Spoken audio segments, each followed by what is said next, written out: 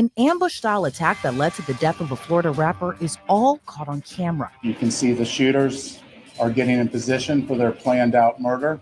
Officials say 5 suspects were behind the deadly attack, but one of those suspects managed to stay on the run for nearly 6 months. That is, until he was caught. For this case, we go to Tampa, Florida. That's where Charles Andrew Jones II was celebrating his birthday at a local Holiday Inn. For fans of Charles Jones, they might know him better as Julio Foolio. Police say Julio Foolio was planning to check into a room at the hotel. Instead, he was ambushed in the hotel's parking lot by masked gunmen with seemingly one thing on their mind: to kill Julio Foolio. The shooting was captured all on the hotel's surveillance camera. In the first few seconds of the clip, a dark-colored car is parked near the hotel lobby entrance. Seconds later, 2 masked gunmen are seen running on what looks like the side of the hotel, while another appears to be sneaking through the hotel's parking lot. Then the video shows bullets flying. That dark-colored car parked near the entrance then speeds off to try to avoid the gunshots. But police say that car was carrying Julio Foolio, who was riding in the passenger seat. The Jacksonville rapper never survived the attack, and 3 others were shot and injured during the chaos, but thankfully survived. Investigators combed through several clues. Then, a month after the deadly ambush, a break in the case. A little more than a month ago, a group of individuals with the goal of premeditated murder traveled from Jacksonville to Tampa to commit a heinous crime in our city. I said at that time that we would make arrests and get justice in this case for all the victims, including the mother of Charles Jones, who traveled from Jacksonville this morning to be present for this announcement. Today, I stand before Tampa Police Major Pat Messmer, Jacksonville Sheriff T.K. Waters, and Hillsborough State Attorney Susie Lopez to announce the arrest of 3 people in the deadly shooting of Charles Jones, also known by his stage name of Julio Foolio. In addition, we have warrants and are actively searching for 2 other individuals in this case. These individuals took extreme measures to try to cover their actions, but they were no match for our investigators.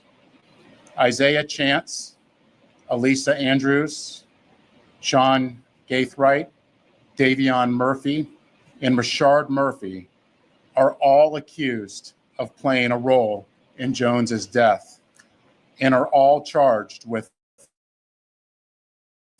1 count of murder in the first degree, premeditated with the discharge of a firearm, and 1 count of conspiracy of murder in the first degree, premeditated with the discharge of a firearm.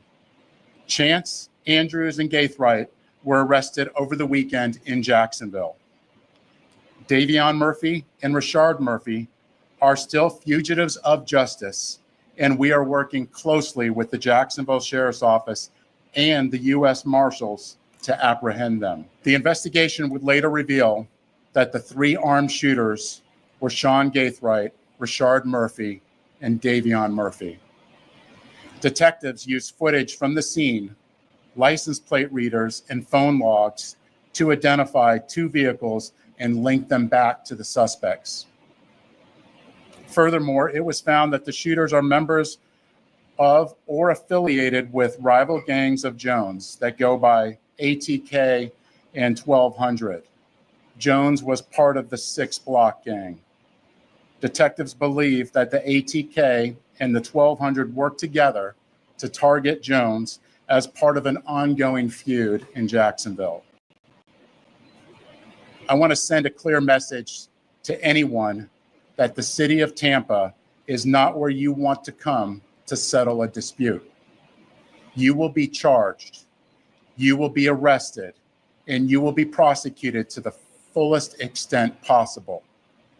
Furthermore, if you're a gang member, there's no alleged immunity through a cone of silence, as our detectives will find evidence needed to make an arrest and hold everyone accountable, just as we did in this case. Then you will be prosecuted by our tenacious state attorney, Susie Lopez. I want to give a huge thanks to you, our viewers, and our amazing sponsors like Upside. Now, Upside is a super cool and free app that gets you cash back on daily essentials like gas, 5 cents back on your first gallon of gas. During that July 29th press conference, authorities had already arrested 21-year-old Isaiah Chance Jr., 21-year-old Alicia Andrews, and 18-year-old Sean Gathright. But they were still looking for Rashad Murphy and his cousin Davion Murphy. Tampa Police Chief Lee Burkhoff said at the time the group tracked down Julio Foolio after his location for his birthday celebration was posted on social media for his more than 1 million followers to see. So what was the motive behind the rapper's murder? Chief Burkhoff said an ongoing gang feud that spanned more than a decade. The day after the July press conference, another arrest. Rashad Murphy was arrested at an apartment complex in Jacksonville. The Jacksonville Sheriff's Office said negotiators spent hours attempting to get Rashad out before more SWAT units used their own tactics to force him out, leaving the only one left on the run to be Davion Murphy. But all that changed 6 months later on January 6th of this year when the fifth and final murder suspect was arrested. According to the Jacksonville Sheriff's Office, 27-year-old Davion Murphy was arrested by the Sheriff's Office gang unit and U.S. Marshals after he was found hiding out in a Jacksonville apartment complex. Davion, his cousin Rashad Murphy, as well as Sean Gathright are accused of being the triggermen we saw in that shocking surveillance video. Meanwhile, Alicia Andrews and Isaiah Chance are accused of being lookouts who followed Julio Foolio while he was in Tampa. And despite Andrews and Chance not being the alleged trigger pullers, they still face the same charges as those who were accused of gunning down Julio Foolio and injuring 3 other people. Alicia Andrews, Isaiah Chance Jr., Sean Gathright, and Rashad Murphy have all been behind bars since their arrest last summer, all held without bond, and they all pleaded not guilty. As for Davion Murphy, he has yet to enter a plea, but a judge ruled he'll be kept behind bars as well. You're charged with murder in the first degree, conspiracy to commit murder in the first degree, attempted murder in the first degree, attempted murder in the first degree, attempted murder in the first degree, and attempted murder in the first degree. Bonds are set at no bond on each count. Your case will be passed until January the 21st at 2 o'clock in this courtroom for review to make sure that Hillsborough County is coming to pick you up. Thank you, sir. With all 5 murder suspects now behind bars, let's break this down with attorney Melba Pearson. Melba, great to see you, and thank you so much for joining me today. You know, I remember when this case first unfolded, but when I saw that security footage, it seemed like this well-planned and organized crime. But what's your reaction to this whole case? So, Elizabeth, always great to be on with you. And this is very sad, tragic, and disturbing. It seems to be sort of a gang retaliation type of situation. And to see so many people involved, it's not just like one person had a beef with another person. These are 5 people who orchestrated this. They were stalking him on social media, tracking his every movement, everywhere he was going, with the express purpose of ending his life. So it just is, it's heartbreaking. It's so tragic on so many levels, because you have a talented artist who is really trying to make something of himself in this world, and his life unfortunately was cut short. And just kind of going through the timeline of everything, you know, Alicia Andrews, Isaiah Chance, Sean Gathright, and Rashad Murphy were all arrested last summer, about a month after the murder. But Rashad's cousin Davion was on the run for 6 months. Then he was found at an apartment complex in Jacksonville. How do you think he managed to stay under the radar that long, given that he was found in what's been reported to be his own hometown? Well, there's several different ways that this could have occurred. Well, first of all, I think a lot of people have the misconception that when someone goes on the run, they're like getting on a plane and going to a foreign country, right? That may happen if you're ultra rich, but the average person who may find themselves in this type of situation and decides to go on the run does not have the means to be able to go anywhere too far. So it may have been a situation where the defendant may have gone and visited relatives in a different city for a little while, or maybe went to, a lot of times, I live in Florida, a lot of times we find defendants in Georgia, right? Because it's a drive away. It's not a flight necessarily, or it's not so difficult in order to get to. But also too, sometimes when you look at some of these defendants, they're very good at staying under the radar, meaning that they're constantly moving locations. They're not staying in any place for any prolonged period of time. They may be using burner phones. So to clarify, a burner phone being basically one that's not tied to your name, like you went down to whichever company and got a subscription. You basically go to a corner shop, buy a phone, kind of pay as you go. That way it's not tied to you specifically. So you could be using burner phones in order to communicate with so that law enforcement or ping your cell phone location. So there who are trying to avoid law enforcement can go about doing that. But again, I'm not stunned that he was found in his hometown because, again, it's a safe territory for him. He knows it well. He knows the hiding place as well. And so this is pretty much par for the course, unfortunately, when you look in these types of situations. Yeah, and then I think, maybe there was that feeling of relief, possibly, given that he was grinning pretty big whenever Jacksonville deputies took that photo of him after he was apprehended. Now, authorities say that Alicia Andrews and Isaiah Chance didn't pull the trigger that killed Julio Foolio and injured those three other people, but they are still charged and face the same charges as the other defendants, including first-degree murder. Is that surprising to you at all? It is not surprising because you don't necessarily have to be the trigger person to be in a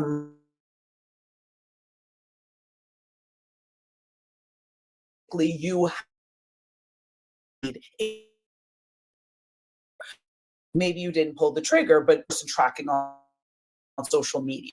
Maybe you were the person who got the gun and gave it to the trigger person.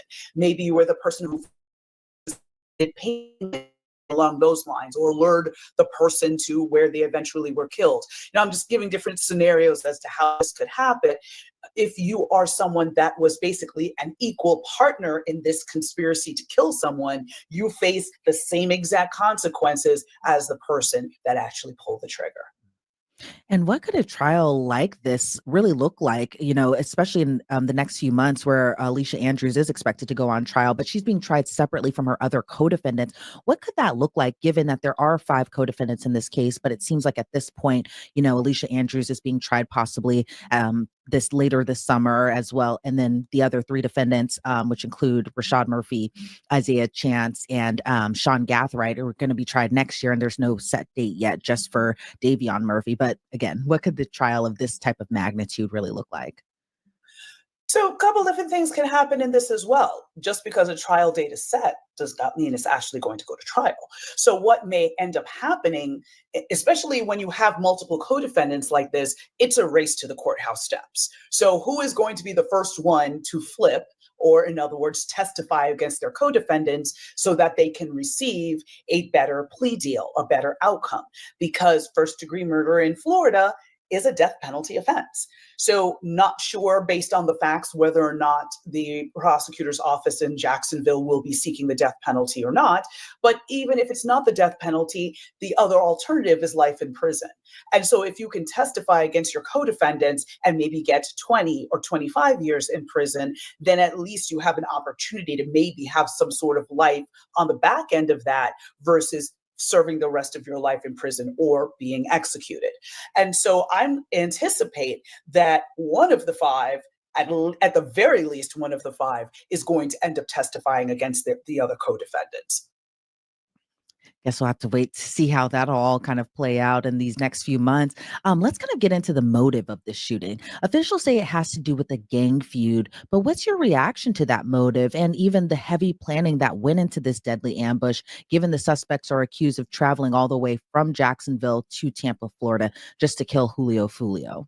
Gang cases are extremely sensitive because of the fact that you have this territory and turf and anger and dispute over whether it be a drug trade and this is my section, and then that means you're interfering with my revenue stream, so basically I'm not able to make as much money because of your interference, or you disrespected me in some way. But to see the level of planning that went into this tells me it's more than just you stepped on my shoes and now I'm mad at you. There's something much deeper here afoot. I believe that if we look at maybe text messages between all of the defendants, look at their social media, maybe there's other witnesses that can shed light as to what was really going on behind the scenes.